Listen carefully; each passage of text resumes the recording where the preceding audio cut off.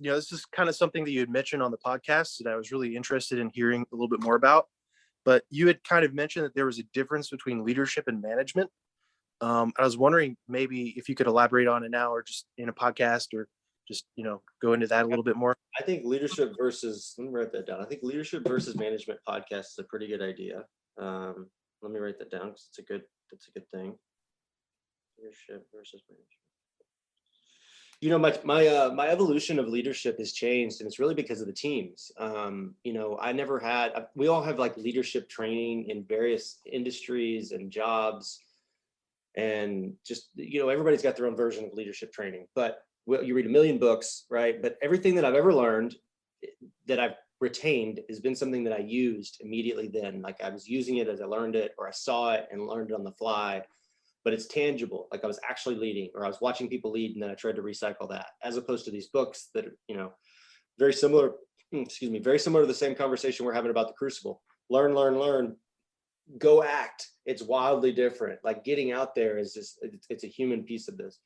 And so for me, leadership changed when I got on my team, and I started noticing that our commander would ask for everybody's input on everything. And I've talked about this in a few podcasts, but that was his leadership style was, here's what I think we should go do. Here's how I see it. You guys break up into groups or individually, depending on the situation, and come tell me how you see it. Show me the pros, show me the cons, show me the avenues that you would do it. And then he would take all of our answers and he'd combine one mission, and he'd pick and choose little pieces of everything. It's brilliant. It's absolutely brilliant. It brings everybody in. It gets everybody involved in something that's big. And then, as long as there's no emotions involved in this, he picks and chooses the best pieces, and we go execute the best piece.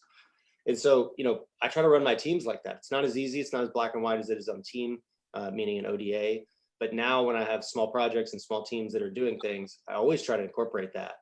And it, as a leader, especially as like a founder or a guy that's running a team, it actually becomes really easy, because if you're doing that, then that means the people below you have a better understanding of what they're talking about. And so like it becomes this churn rate almost, where because you're asking them to be involved with big decisions, they therefore become more involved in the daily activity and what's going on in their jobs. Therefore, they pay more attention.